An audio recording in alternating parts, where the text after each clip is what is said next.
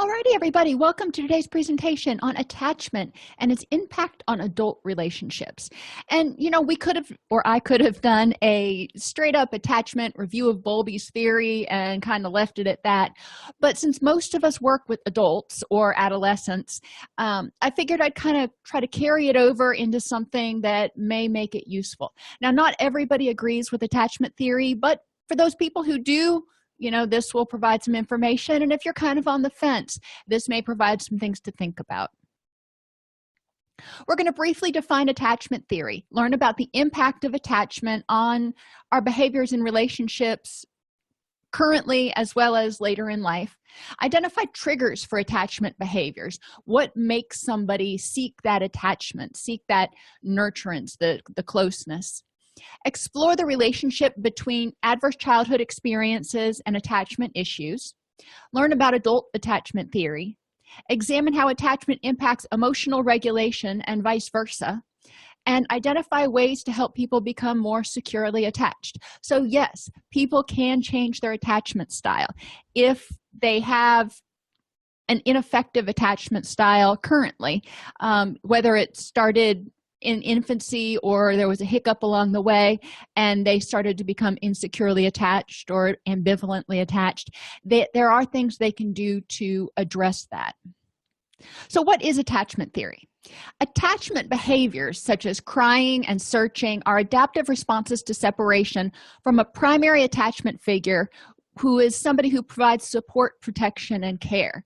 Now, as adults, we don't usually cry, but we may search, we may long, we may try to reach out to those people. Erickson postulated the periods of trust versus mistrust, that infancy period, and autonomy versus shame and doubt up through toddlerhood occur during the same time period when children are developing their attachment with their primary caregiver. Maintaining proximity to an attachment figure via attachment behaviors increases the chance for survival. Well, it makes sense. An infant who can't even crawl yet relies on a primary caregiver to keep them warm, keep them not too hot, to keep them fed, all those things. If that person goes away, that infant will die. So these attachment behaviors say, hey, don't forget me. Don't leave me behind. And that's a good thing. As the child gets a little bit older, even into toddlerhood, they can't cook for themselves. They can't, wipe their own behinds. They can't draw their own bath yet. So there's still a lot of stuff, even after children become toddlers, that they are reliant on their primary caregivers to do. They're feeding themselves by now, but we have to provide them the food. Most 2-year-olds aren't going to go into the refrigerator and get something to eat.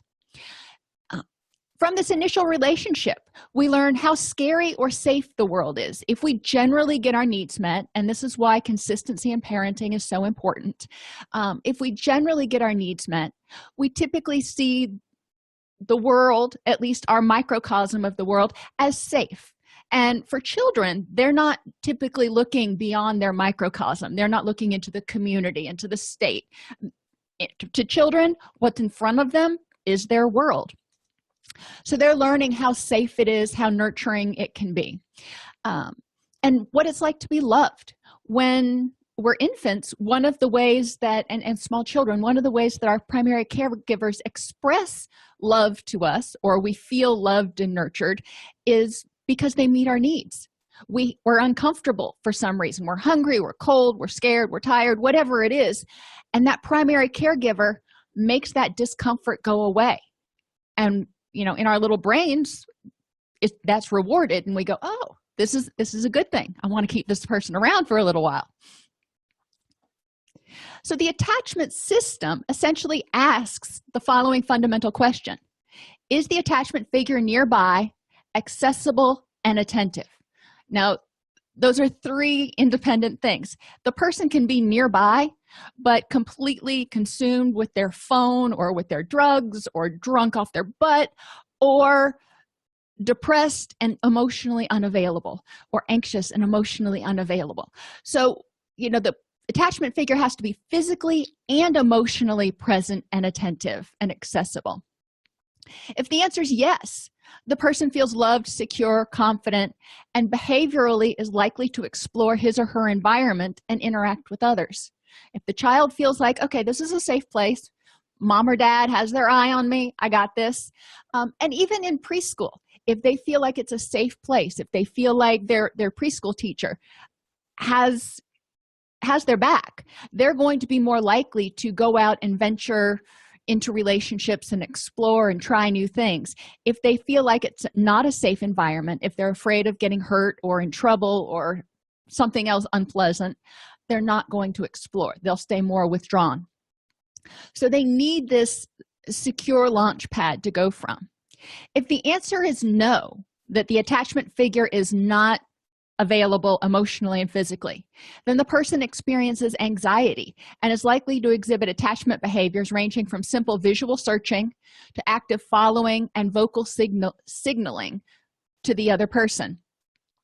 And again, let's stay with children right now, and you can see how this happens when the child is young.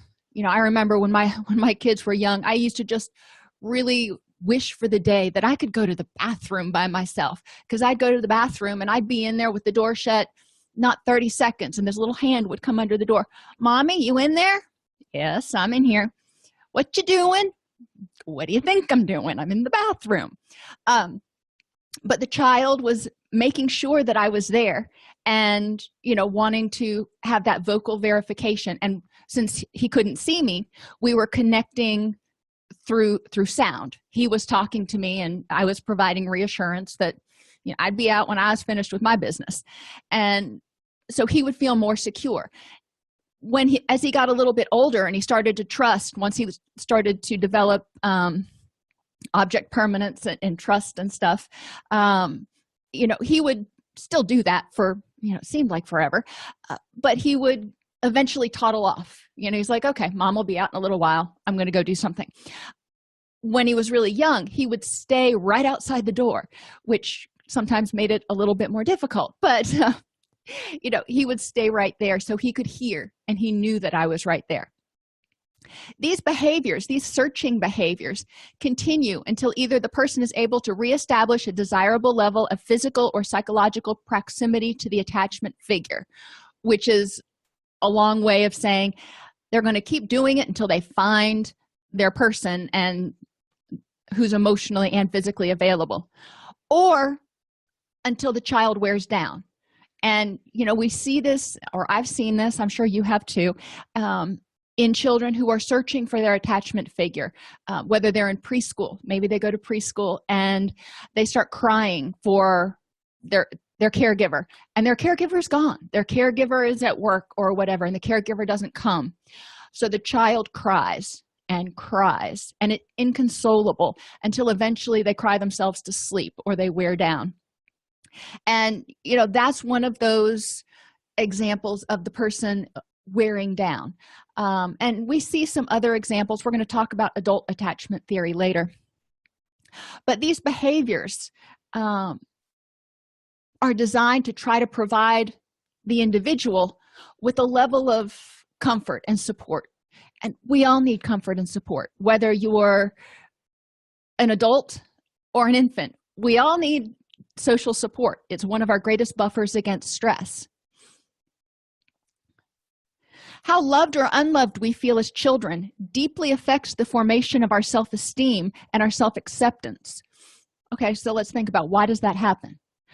Well, if we are infants and young children and our primary caregivers don't care enough in our minds, because remember, children are very egocentric. What happens is about me. So if the primary caregiver doesn't care enough to feed us, to clothe us, to respond to us, well, it must mean we're not that important. It must mean we're not that lovable, or something's wrong with us. If the primary caregiver is rejecting, that's even worse. So, these interactions with this primary caregiver starts telling us, about ourselves. Remember, children are egocentric and they're very dichotomous. They can't think in shades of gray. It's all or nothing. I'm either good or I'm bad. And it's about me. It's not about, she's angry because I broke the lamp. It's she hates me. So we need to remember this, because this is how the child is interpreting and forming this schema. Cognitively, they can't do anything else at this point. Well, later in life, they can start challenging those schemas and recognizing that primary caregiver may not have been emotionally or physically available for some other reason besides you. It wasn't that you weren't good enough. It was something was going on with them. But children can't get that. Even if you tell them that, they can't wrap their head around it, especially young children. And review your Piagetian stages to start thinking about formal operational and concrete operational thought. But anyhow, so in this early period, our attachments shape how we seek love, and if we seek it all, and whether we feel part of life or like an outsider. If every time we assert our needs it falls flat, then we kind of feel like an outsider. We feel like we're speaking a different language. Nobody hears us.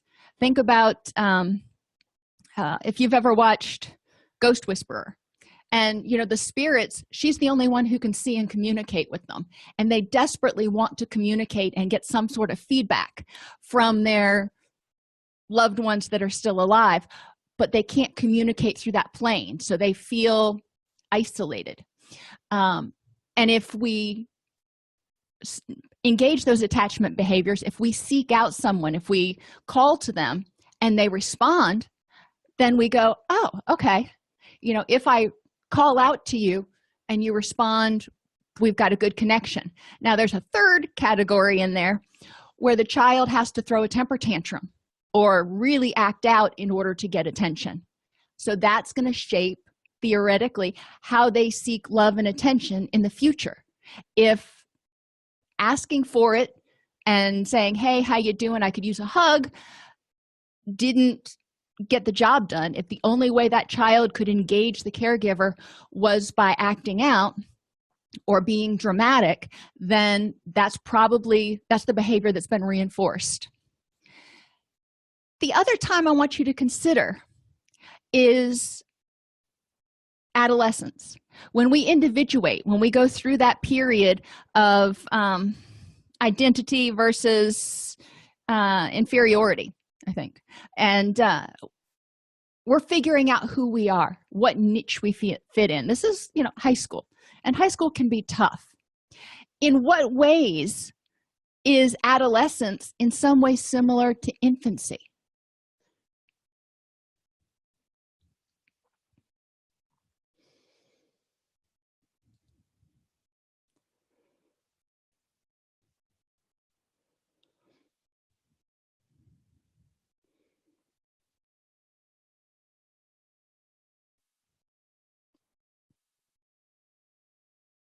Okay, so adolescents are developing a new sense of who they are. As infants, we're developing a sense of agency over our own body. We're figuring out, hey, we're human. This is my hand. Cool. In adolescence, we're figuring out who we are internally, if you will. So it's a rebirthing of sorts. We're individuating from our family, and we're developing our identities. So we're going to, as an infant, we're thinking, if mom and dad responds to me, then that means I'm lovable.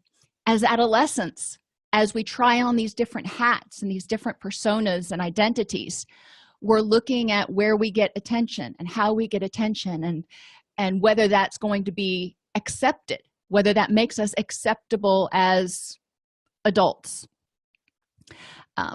In adolescence, we want to know that we're seen and that we matter. Exactly, Karen.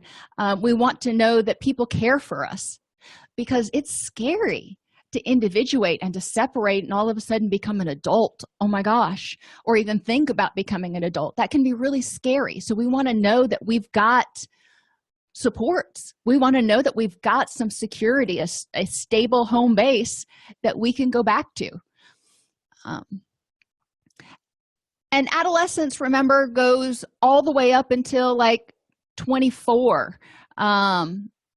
So you've got that developmental period. You've also got to remember that the brain's impulse control centers don't fully develop until about 24 or 25, so which is one of the reasons they put adolescents through 24 or 25. So yeah, there's a lot of stuff that's going on, so the brain is still developing, and the people's emotions and reactions can be a little bit more impulsive during this period, which is why having a secure attachment is so helpful for emotional regulation. Somebody they can call on and they can lean on and they can go, I need a little help here. So, does attachment stop after infancy? Is the only attachment relationship that we're concerned about the one that Johnny had with his primary caregiver? Some say yes, some say no. So, let's take a look at it.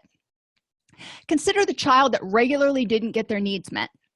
So, they persisted with attachment-seeking behaviors. If they're not getting their needs met from their primary caregiver, then they may act out at school in order to get attention, get somebody to pay attention to them and give them the structure that they need, because children need structure. Now, they don't necessarily need a lot of structure, but children need to know that there's boundaries. Children need to know that somebody cares what they do. And there's a song in Annie that talks about that. She's talking about nobody cares whether we live or we die, basically. And it's important that children understand that somebody cares. When they act out, if their primary caregiver is not paying attention and meeting their needs, they're going to act out in some way. Those behaviors are eventually rewarded with attention. Because remember, negative attention is better than no attention. If you're not paying any attention to me and the only way I can get you to notice is by doing something that makes you mad, well, then I'll do something that makes you mad, because at least I know that ultimately you'll be there. I just have to push the right buttons. If the behavior is not rewarded, no matter what the child does, the child will stop seeking comfort from others, will often become just very withdrawn and hopeless. So how does this impact their self-esteem? If the child is not getting their needs met, put yourself in the mind of a two-year-old. I don't want to try to put you in the mind of an infant, but you can try to do that. If they're hungry and they're not getting their needs met, now there's being hungry for a little while and your parent going, we're going to eat in an hour, just chill out. But there's being hungry for hours and hours or days and days. There's, if they're scared and their attachment figure is not providing any sort of comfort, how does that impact their self-esteem, how they feel about themselves and their worthiness as humans? How does that affect their trust in other people? Because again, think back to, they're thinking globally at this point. It's all or nothing. So primary caregivers are generally the people who brought them into this world, or the people who are responsible for them at the very least. If you can't even get those people to meet your needs, if you can't trust them to protect you and keep you safe and fed and all that stuff, why should you trust anybody else? These people have a vested interest and they're not doing it. So it's very confusing to a child. And children, obviously we don't tell them from the beginning, I brought you into this world, I'm the one that's ultimately responsible for you, yada yada. An infant wouldn't understand that. But there's a connection between the child and the person with whom they spend the most time that develops and is important.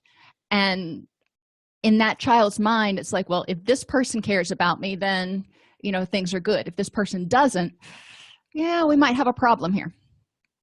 So how does that impact future relationships? Now, we're assuming this goes unchecked, and in future relationships, they haven't gone to counseling and learned that primary caregiver had major depressive disorder and was just emotionally unavailable, or went to jail and couldn't be there. It didn't have to do with them. So they go on. They're in their first relationships and they realize, or they still think that, even my primary caregiver didn't think I was worthy of love. So, these people are probably going to abandon me too, so I either need to keep up a wall to stay safe, or I need to cling on like nobody's business so they can't escape. All right, another scenario we can look at. Consider the adult who got their needs met as a child. Childhood was decent, maybe not super rosy, not Ward and June Cleaver, but it was decent. But in adult relationships, the person regularly doesn't get their needs met. Can this change their attachment style?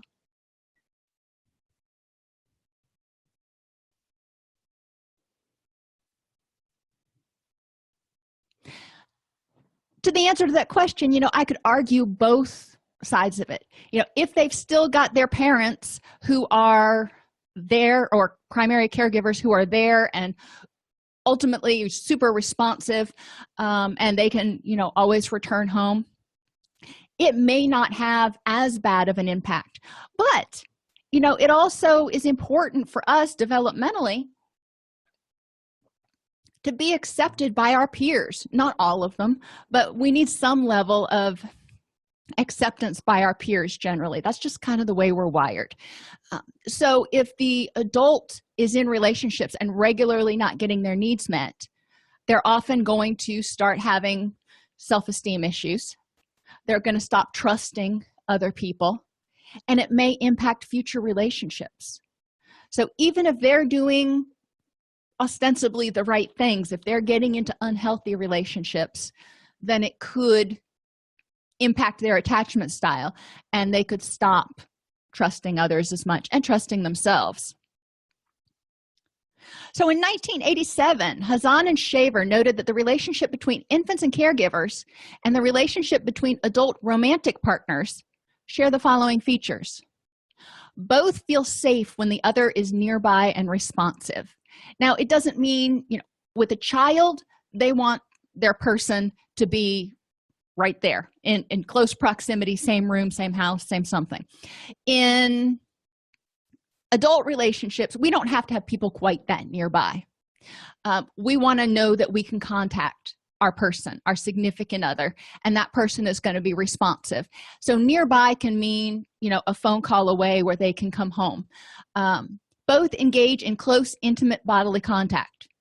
Hugs, it doesn't have to be sex. It can be, hugs and sitting together and holding hands and those sorts of things.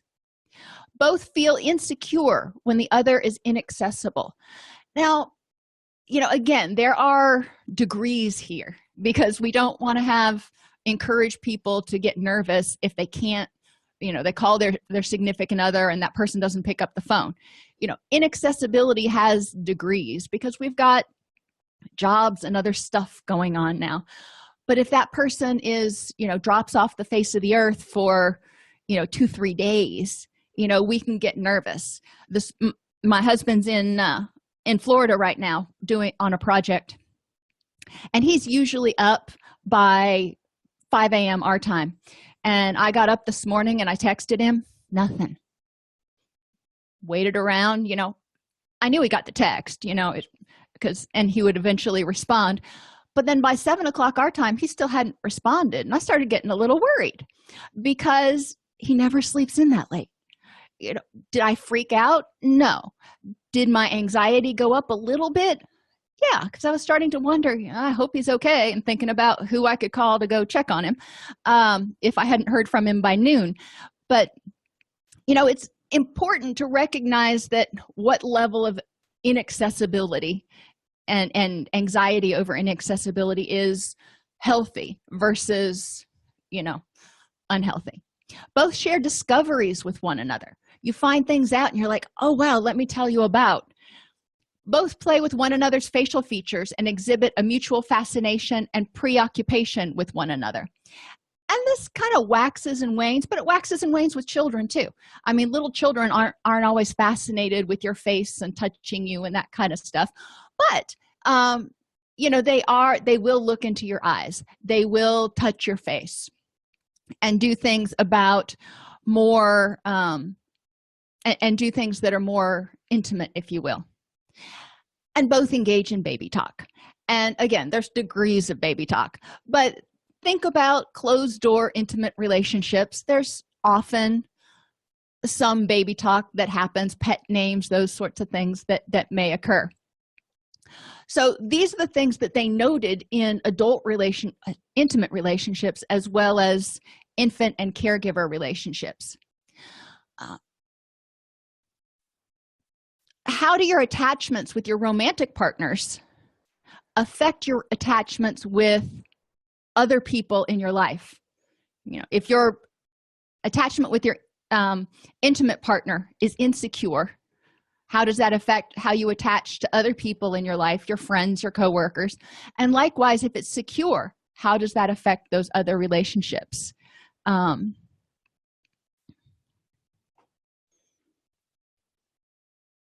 And Pat points out that, yeah, over the time, accessibility's changed. Back in my day, when we had those old-fashioned telephones, people would go days, they would go an entire day without talking, maybe even two. And that wasn't unusual. Today, it's almost, if you go more than 2 or 3 hours, it can feel scary to some people because they're so used to being able to text, Snapchat, Instagram, do something to reach out to their significant other. So we're actually kind of promoting, in some ways, insecure attachment, because we're creating an unrealistic standard, in my opinion, of how available somebody could be to you.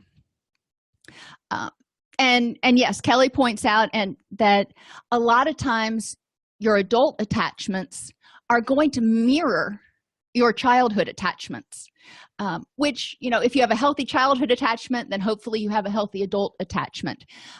If you have unhealthy childhood attachments and you've never questioned those lessons learned from that attachment relationship to recognize that it probably wasn't about you, then yeah, you're probably going to have unhealthy attachments in adulthood. Now, if you had healthy attachments in childhood, but then, something goes wrong, you develop major depressive disorder, substance abuse issues, something like that, and you start getting into unhealthy relationships, then again, your attachment style can kind of go from being secure, because, initially it was good, to insecure or ambivalent. And especially with people in substance abuse recovery, a lot of times their relationship with their primary caregivers becomes very, very strained before they actually seek help and recovery. So they've experienced tough love and other things where, they may not trust their caregivers as much right now because they feel like maybe their caregivers have abandoned them. If adult romantic relationships are attachment relationships, and we're staying with that Hazan and Shaver study, then we should observe the same kinds of individual differences in adult relationships that Ainsworth observed in infant caregiver relationships. So we should observe those seeking behaviors. We should observe, the desire to have contact with one another. Think about it. Insecure attachments, if somebody's significant other goes on a business trip for a week, and when they come home, how warmly they're greeted. Initially when they leave, it's like, oh, I can't believe you're leaving, I'm sad. And then they get on with their life, and then a week later, the person returns and they're greeted with warmth. The same sort of thing with children who are securely attached. You drop them off at preschool and they're sad at first. They're like, Mommy, don't go. And then they go on and have a great day, and when you return, they smile and greet you and may not even run over to you right away. They may wave to you from the swing and go, hey, I'll be done in a minute. And it's a good thing to see that. It's hard for parents at first. At least it was hard for me. The first day my son went to preschool, he cried and I cried. And the second day my son went to preschool, he felt very secure there. So he just took his teacher's hand that day, waved to me. Second day, he said, bye-bye, Mommy. See you at 3. And I cried again, not in front of him, but because he was just like, okay, I know how this is going to work. You're going to be back at 3. I'm good with it. So we want to pay attention to how people react. The way adult relationships work should be similar to the way infant caregiver relationships work. if this is true, if we're forming new attachments and in adult life, it's not just that primary attachment. So the same kinds of factors that facilitate exploration in children, such as having a responsive caregiver, often facilitate exploration among adults having a responsive partner. So think about, maybe when you decided to change careers or go back to school or make some big change, buy a house, you don't do it on your own. You generally seek consult from your, responsive partner. What do you think about this? You don't necessarily always agree on everything. I didn't agree with my parents on everything when I was little either. But it makes us feel better if we've got some trusted person that weighs in on issues and serves as kind of a secure base to support us through our journey. Whether an adult is secure or insecure in his or her adult relationships may be a partial reflection of his or her experiences with their primary caregivers during infancy or even later in life. So that primary attachment is formed in infancy. But then if things go wonky in middle school, the child could, again, change their attachment because they may not understand what's going on. Certain kinds of events trigger a desire of closeness and comfort from others. And I want you to think while I'm talking about this, how we see this in our adult clients. So conditions of the person. When a child is tired, hungry, sick, in pain, cold, etc., they are going to seek that attachment figure. They'll be at a play date, and if they fall down and skin their knee, they run to mom or, whoever's there, primary caregiver. If they are sick, generally they want to crawl up in their caregiver's lap. At least mine did. So when they are tired, that's when they start pulling on that ear and wanting to be held all the time, seeking that comfort from the caregiver. In substance abuse recovery, we have the acronym HALT: hungry, angry, lonely, and tired. So conditions of the person that can trigger anxiety and potential relapse can be, if they are hungry, and hungry can mean a lot of different things. But sometimes people make poorer decisions when their blood sugar is low. My husband has hypoglycemia, and I can tell you he can be kind of cranky if he doesn't eat. If his blood sugar is low, he tends to not think things through and can be a lot more impulsive. If people are lonely, they can seek attention kind of from anywhere. If they are lonely, the first thing they're going to do is seek their primary attachment.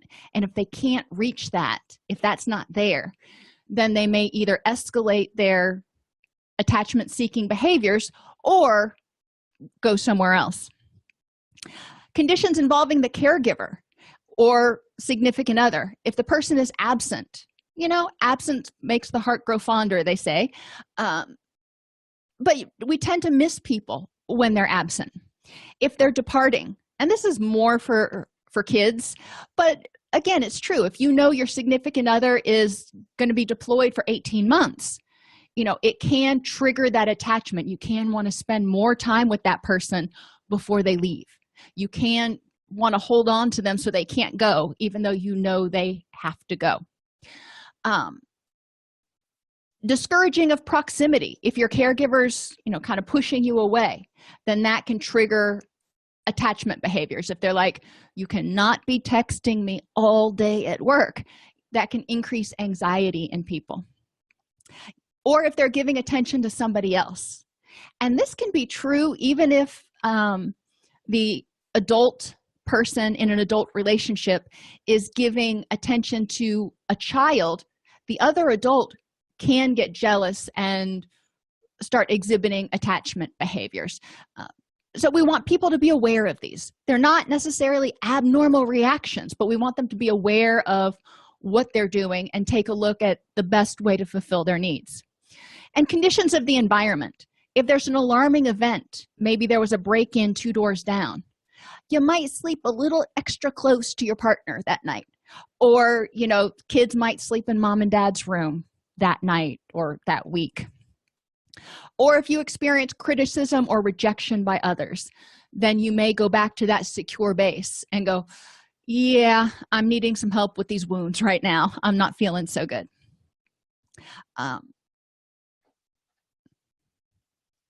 Adverse childhood experiences, abuse of any sort, and neglect of any sort. Communicate to the child that something is wrong with you, and communicate to the adult that something is wrong with you. Think about survivors of domestic violence that we work with. Their self-esteem has gone way down. Their trust in other people has gone way down.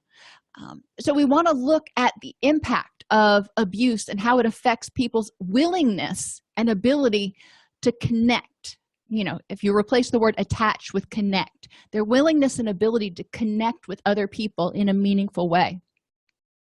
If there's a family member who's diagnosed with depression or any other mental illness, addicted to substances, or in prison, that means the person is either emotionally or physically unavailable.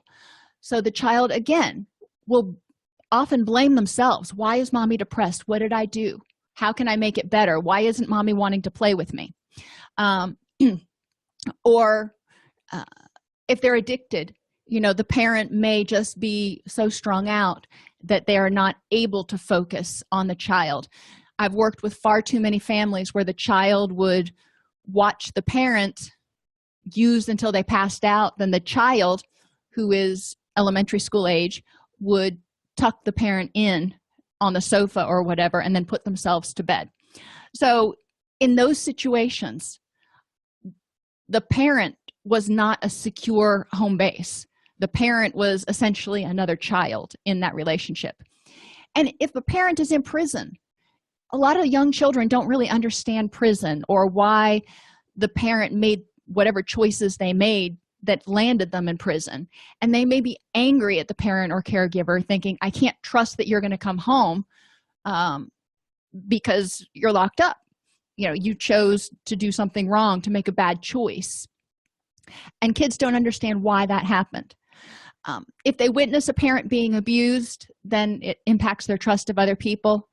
Or if they lose a parent to separation, divorce, or for other reasons. Now, these are considered, these were measured in the ACEs study. And I do want to point out repeatedly and emphatically that not everybody who experiences any of these is doomed to insecure attachments. People can survive abuse and neglect and come out the other end stronger. People can grow up in a household where there is a primary caregiver with a mental illness and have secure attachments. People can have secure attachments even if their parents get separated or divorced. Sometimes it's better for the children, for the primary caregivers to separate as opposed to being violent and antagonistic in the household. So, these things can contribute to later life difficulties, and they can contribute to people's ability and willingness to trust and connect with others and impact their self-esteem. But how much it does is partially dependent on the person, partially dependent on other people that are in that person's lifestyle, and partially dependent on us. If we can provide enough resources out there to bolster their experiences, if we can provide secure, safe places in schools and in libraries and other places where they feel accepted, we can buffer some of this. So your attachment styles, I've mentioned these a couple of times. We're just going to define them real quickly. Avoidant infants, avoid the parent. Now, infants sometimes, before they can crawl, can't get away, can't go like, oh, So they may direct their vision away from the parent. They can't look at the parent in the face. They don't want to connect. They may, cower or tense up when the parent tries to hold them. Avoidant adults are somewhat uncomfortable being close to other people. They find it difficult to trust other people completely and to allow themselves to depend on others or let anyone get too close. So what kinds of things might have happened in this person's childhood and upbringing that brought them to this point?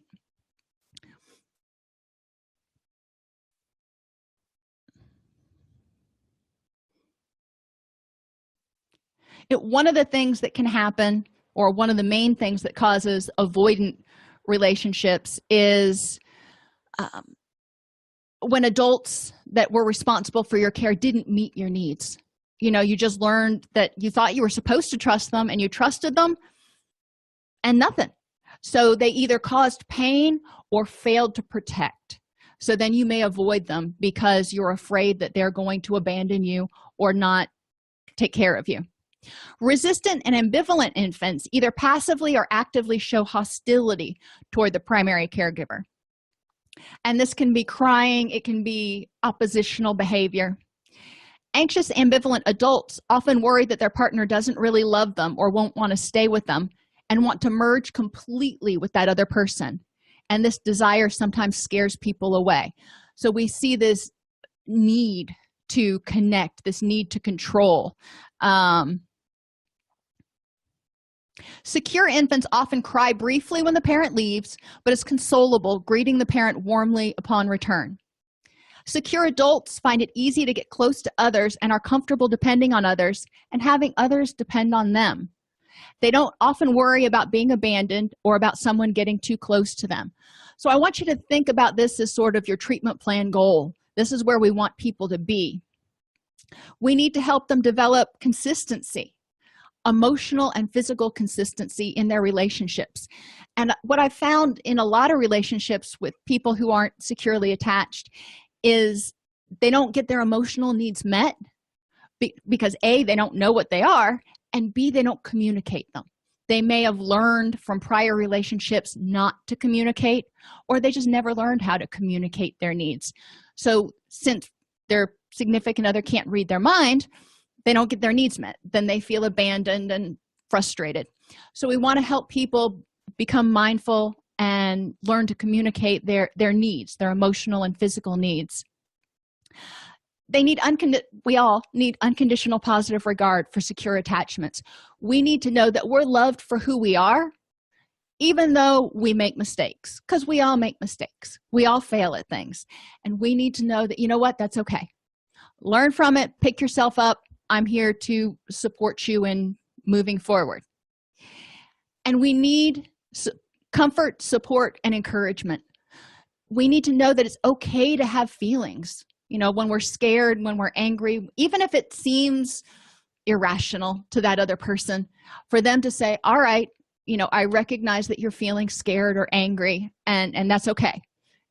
Instead of fighting with the feeling, accepting it, that radical acceptance, and then saying, all right, what do we need to do to improve the next moment? But acknowledging your feelings and helping you become more authentic. So, emotional regulation. Attachment. Remember I said our relationships are our greatest buffers against stress. Well, so attachment, if we're securely attached, then we're probably going to have better emotional regulation, because any of those things that trigger attachment behaviors are typically things that are triggering anxiety, the fight or flight response in the person. So if there's a triggering condition, something triggers that fight or flight response, provokes anxiety. So the person, infant, adult, whatever, seeks closeness to that primary caregiver or partner. If the partner responds negatively, or the primary caregiver says go away or just doesn't respond, then it increases insecurity and anxiety in the person, who's probably going to go back and seek even more closeness to that partner. Please pay attention. And we see this a lot in children, when the parent doesn't respond to their needs, and then they get more anxious. So then they go back and they start crying even louder or throwing even more of a tantrum to just try to get that parent or caregiver to give them the attention and take them out of that scary situation. In avoidance styles, there's that triggering condition, then the anxiety, seeking closeness to that attachment figure. The attachment figure responds negatively, which increases insecurity and anxiety. Now, the difference here, eventually, this person just gives up on getting a positive response because nothing seems to be working, and they just feel like they're a fish out of water. So they begin with finding some way to suppress their anxiety and distance themselves from the situation as well as from other people. It's like, okay, if you're not going to be there for me, I don't need you around. So then they resume everyday activities because they suppressed it somehow. I didn't say they coped with it, they suppressed it. And then, the cycle begins again. Final one we're going to look at is the secure one, and this is what we hope to happen. There's a triggering condition. The person is sick, the person is scared, the person is something. Anxiety sets in. They seek closeness to their primary caregiver. Their primary caregiver responds positively. Hallelujah. The person gets some sort of comfort. They get a hug, they get an understanding word. It doesn't have to be anything huge, but they have that recognition. And all of a sudden, it's 2 against the problem instead of 1. This reduces or eliminates the anxiety. The person's like, okay, with you in my corner, I think I can handle this. They handle the situation. And then the next time a triggering condition comes along, the cycle repeats itself. So can people have different attachment styles to different people who are significant in their life? Can you have a secure attachment to your child, but ambivalent towards your spouse, anxious towards your friend, and secure towards your parent?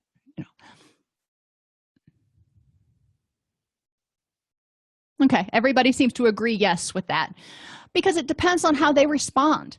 And if you've had friends, for example, if you've had family members who respond and give you that attention and that support when you need it, then you learn that you can trust relatives. You can trust your family.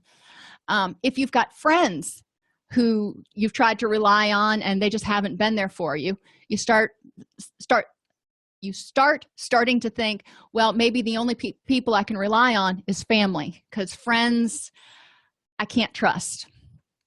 And, so on and so forth. So changing your attachment style. Build self-esteem to encourage the person to begin seeing themselves as lovable.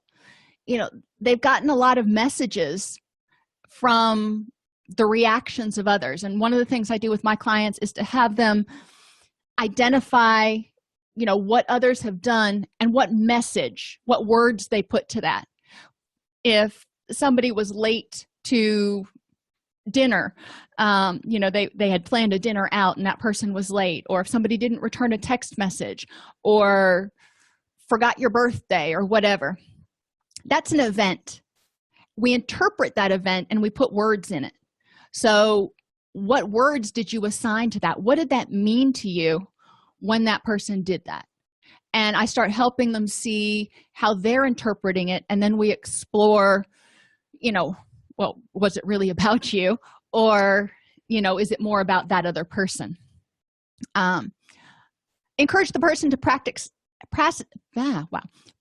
acceptance of themselves and others, and to become less fault-finding, which is a tall order for codependents and distancers, because people who are codependent are expecting the other person to need them. They need to be needed, so they're going to have to find fault in that other person. Distancers need to know that there's something wrong with that other person, or they might risk getting close, so they're going to find fault in them. So we want to try to start doing less fault finding, more just focusing on the present. Encourage people to take calculated risks to get outside of their comfort zone, including intimacy building, so they can learn how strong they are.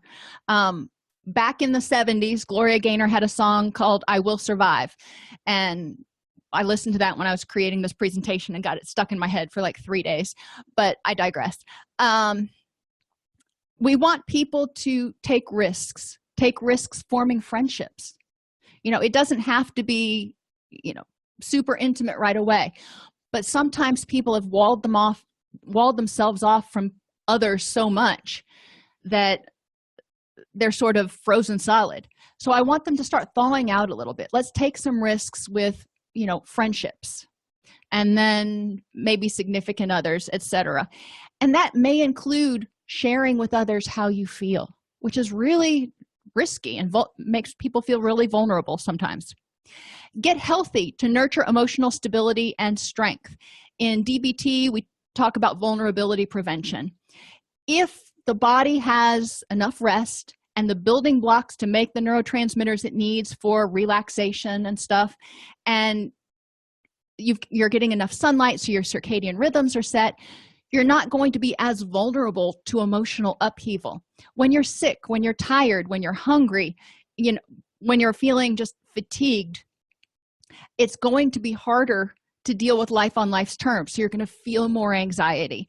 And typically that's when we start chicken littling, if you will. Develop emotional regulation and distress tolerance skills. So you learn how to de-escalate when you start to get upset. And the person also learns how to tolerate distress, like not being able to access their attachment figure. If their attachment figure is in a meeting, it may be 2-3 hours, maybe a whole day before that person can get back to them. So help them develop those distress tolerance skills so they don't start freaking out at the first sign that somebody doesn't respond like that.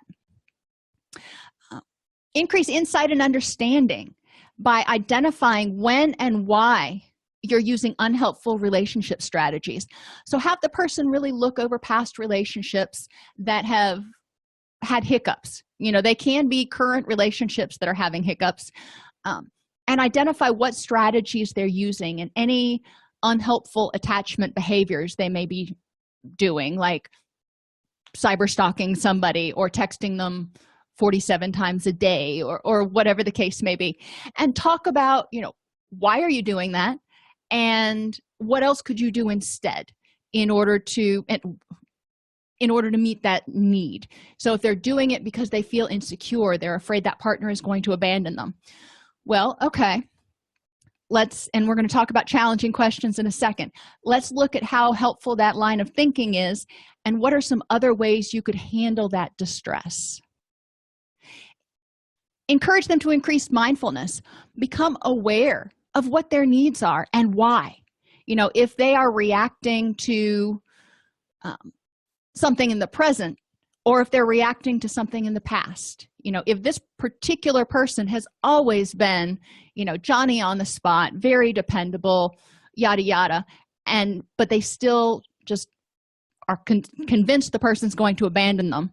We want to ask them, are you reacting to present information or projecting stuff from the past onto this relationship, to take sort of a psychodynamic approach?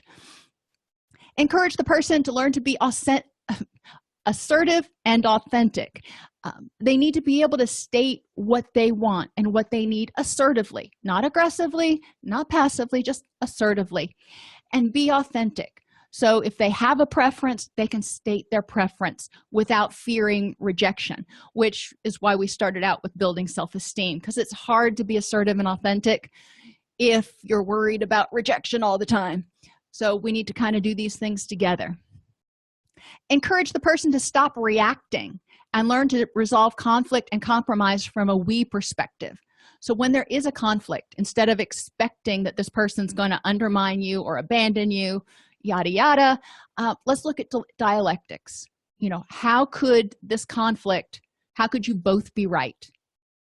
Just because you disagree on something doesn't necessarily mean it's the end of the world. You both could be right from your own perspectives. Learn how to create a win-win. Help people learn when they're in relationships, it's not always going to go their way. So how can you compromise and create a win-win? Going on vacation, for example. Maybe your partner wants to go to the beach and you want to go to the mountains.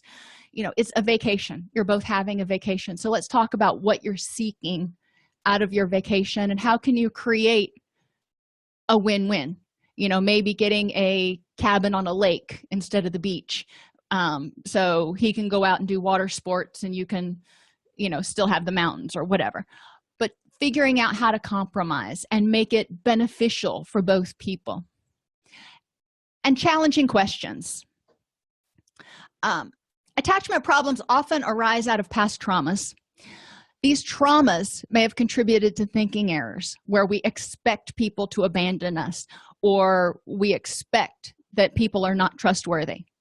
So when people start getting nervous and feeling like they need to exert those attachment-seeking behaviors, which, can border on stalking sometimes, we want to have them examine, what is my belief? Why am I feeling the need to so aggressively pursue this person?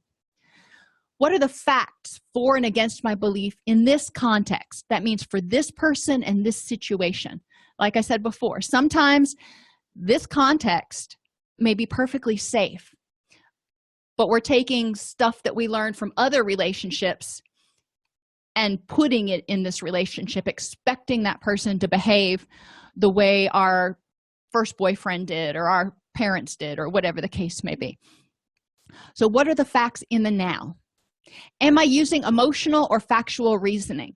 So just because, John didn't return your text and you felt anxious, doesn't mean that he's ignoring you and rejecting you.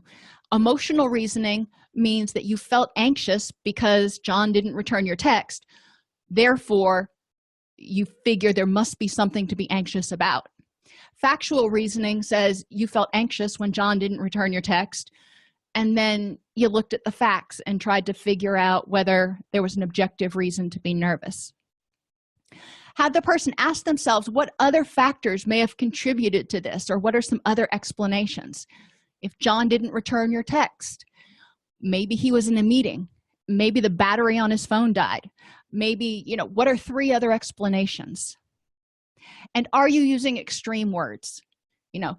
If John doesn't return one text, normally he returns them like Johnny on the spot, and this time he didn't return one text, and you say, he never returns my texts, or whatever. That's kind of extreme. That's blowing one particular situation out. So, some other examples we might look at: if John has recently started working late a lot, his significant other might start getting nervous and exhibiting those attachment behaviors. I don't know why you've started working late a lot. So what's your belief? And if the person says, I'm worried that he's having an affair. Okay. What are the facts for and against this belief with this person? Maybe other people have cheated on you. I don't know. But with this person, with John, what are the facts for and against it? Do you have any proof that he's been cheating on you? Do you have any evidence of what's going on? Are you using factual reasoning? What other factors might contribute, or other explanations might there be? Sometimes people start working late a lot because they're getting ready for a promotion, or there's a big project they've got to finish, or maybe they need to earn some overtime money because you're getting ready to buy a new house or something. So those are all things we kind of go through on the challenging questions worksheet to help people work through and examine their anxiety. So attachment theory was first proposed by Bowlby as an adaptive survival function for helpless infants. Bowlby proposed that the infant-caregiver relationship was the relationship that all future relationships would be built from. People's self-esteem develops from and is impacted by how loved and secure they feel. So this initial relationship, this initial attachment, yes, it does have an impact, but it doesn't have to form the foundation for all future relationships. People can change their attachment style. People can learn from their past, and once they get to that place where they can use more abstract, formal operational thought, they can understand that it wasn't necessarily about them. Adults show similar attachment behaviors to their significant others, more or less appropriate for their age. So, obviously, like this little part on talking baby talk to one another, that's probably going to be just, in private, and it's not going to be goo goo gaga. It may be pet names and, other silly things. Children, on the other hand, obviously are using that language because that is their language at that point. Attachment styles can be changed by developing self-esteem, emotional regulation skills, self-awareness of what you need in order to ask for it, what's triggering your anxiety in order to address it and work through it. Interpersonal skills, such as healthy boundaries, instead of being enmeshed or detached. What does a healthy relationship look like boundary-wise? Communication skills to help inform the other person what you need, so you don't have to go to all kinds of lengths trying to act it out. This is not Pictionary or whatever that game is. We're not trying to get people to guess what we're thinking. We need to just tell them outright. And we want to help people develop self-confidence that they're lovable, and that things are going to go okay, and that even if a hiccup happens in the road, they can handle it, and that they are responsible and they are capable of protecting themselves. Now, is that what they want? Do they want to break up from their relationships? No, nobody wants to break up. But if it happens, it will not kill them. And this self-confidence that, what, I can do it, I will survive even if I don't have this person in my life, is really important for clients to think about.